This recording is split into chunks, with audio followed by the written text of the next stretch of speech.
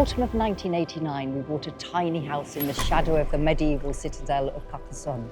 It was a little run down, but it was the best view in France, where the Cathars had lived and died and been persecuted in the 13th century.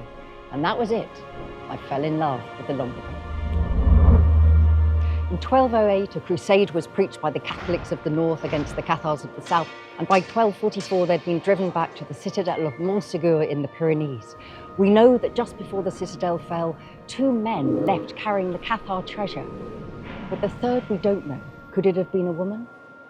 We also know that 700 years later, the Nazi Grail hunters came looking for the Cathar treasure.